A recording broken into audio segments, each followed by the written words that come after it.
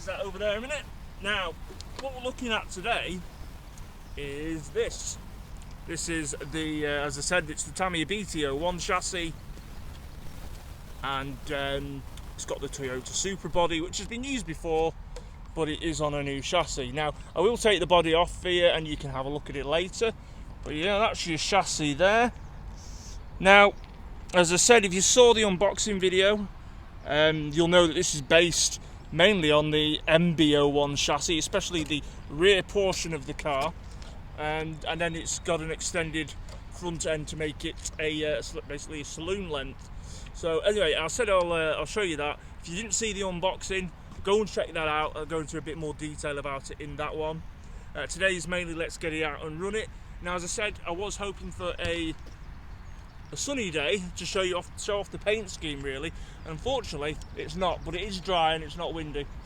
Anyway, what I did is, this is the Supra body. Now, I painted it in lane flake, Tamiya lane flake, which was originally planned for a different shell. So I thought I'd use it on this, and then we backed it in black, which is what you usually do. Now, if the sun was shining on it, it'd all give like a rainbowy effect, a glittery effect on the paint scheme.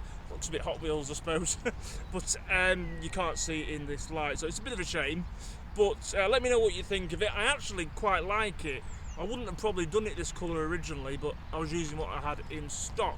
Also to note as well, I used some the TS paints to paint the rear spoiler and the wing mirrors, and then I just put a bit of lane flake over the top after it dried. I wanted it to sort of match. Decals wise, there's not a lot of decals, and most of them are pretty dark, so there's some black trim that you usually have around the bumper and on the side skirts there. I didn't put them on because I thought it'd be a waste of time. You're not really going to see it, so I didn't put them on. Other than that, it was pretty nice to decal. I'm pretty happy the windows came out pretty well. So yeah, anyway, let's put this down on the ground and let's see what it's like. Now remember, this is the BT01, and it's in the MR configuration, which is a mid-motor rear-wheel drive. And anyway, so it might be a little bit tail happy. Let's see. Now, it's dead greasy over there, as you can see. So there's a lot of moss on the tarmac, so it's a bit greasy there. So that won't help us very much. Now, it's just running a torque tune motor in this, which you don't get in the kit. I just put one in it, and I also added bearings because I was building it up from scratch.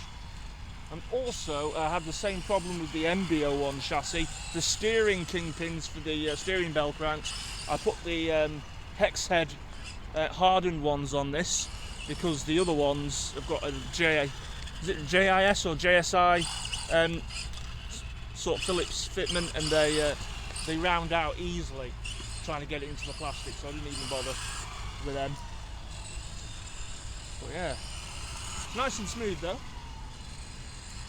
Oh, that just reminds me of a little feature I want to show on you this, which, if I'm wrong, do let me know in the comments, but you'll see what I'm on about when I say it. But you know, it drives really nicely actually.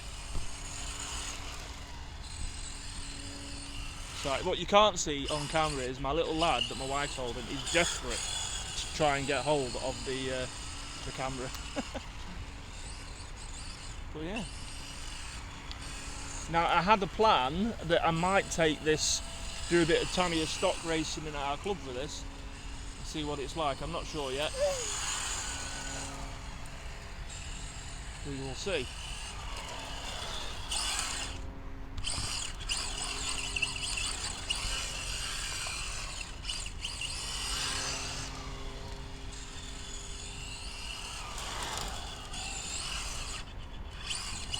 I know all you can see in here is the car, but you can't see the level of ninja skills my wife has trying to film this and feed our little lad who's attached to her.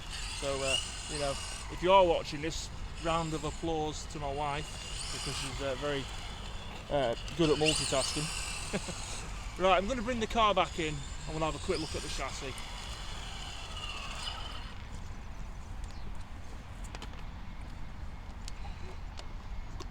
probably where I get a wet knee because the floor is damp.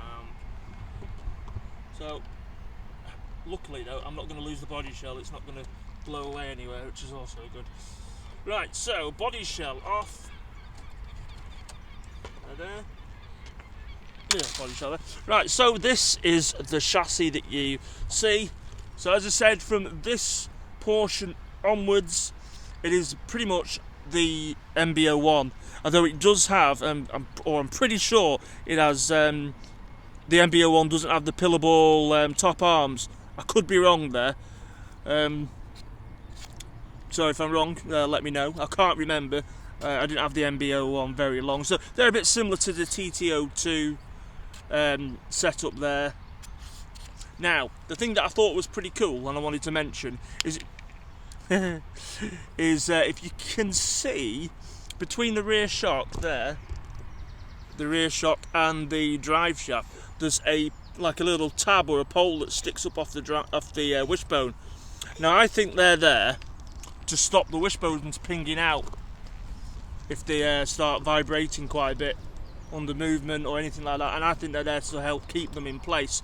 So let me know if you think that's correct. If so, that's a bit of a good idea really, because especially on TT02s with these plastic drive shafts, they shoot out all the time, especially at racing. So obviously this is not a TT02, but I can imagine it's a similar type of setup there with the plastic drive shafts and everything. But yeah, I'm quite liking this. So that's the chassis. Again, in the kit you get the bits to make it the shorter chassis. You can also have it front motor, front wheel drive, or you can have it front motor and rear wheel drive. So it will be interesting to see what other bodies that Tamiya bring out on this. But yeah, that's pretty cool. So that's the chassis. I say the build, it was really quite nice. I enjoyed it. Didn't take overly long to do the build on this, and it was a good bit of fun. Will we see, we'll have to see what I do with it. If I race it at the stock class at the club, then I actually can't do anything to it apart from add some oil dampers, which it would greatly need for racing. Actually, considering it's on Pogo friction shocks at the moment, what you get in the kit, it didn't feel too bad on here, and obviously it's quite a flat surface. But, it felt alright, but I imagine under racing conditions you really are going to want some better shocks on it. Anyway, while we're here, let's give it a bit more of a spin.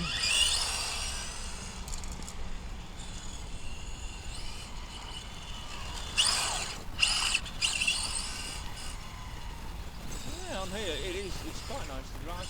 I mean, you do lose the back end, or you can lose it quite easily. But partly that is the surface we're on. But it does look nice. I just wish I had better weather just to show off the paint job, but you can't have everything. It's not windy, so that's good. But yeah, I'm actually quite enjoying driving this. It's much better than I thought. It's probably a little more stable than the MB-01 with it being a longer chassis.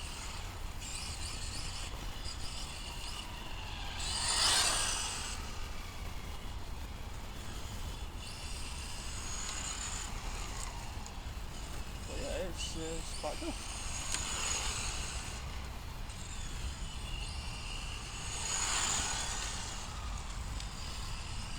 Oh, and we lost the back end. So yeah, let us know what you think of this one in the video. Is it something you fancy? I am quite liking this, a lot more than I thought I was going to. So we'll have to see what we do with it. But yeah, let us know. Anyway, we're going to bring it back. There you go. Let's wrap this one up for today.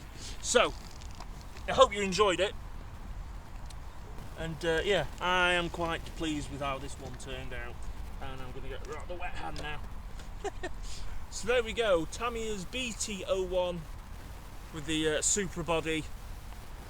That's pretty cool, that. So yeah.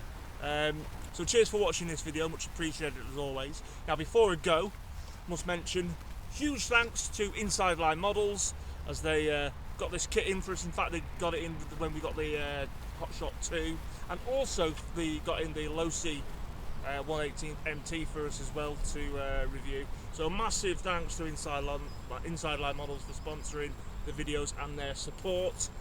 Don't forget, if you want to get 5% off at Inside Line Models, you can go to their website, which is www.insidelinemodels.com, and you can get 5% off any of your purchases on their online store. Right, cheers again, Paul and the Inside Line team. Cheers to everyone watching this, much appreciated. Hope you enjoyed it. Look after yourselves, take care, and we'll see you soon on the channel. Bye.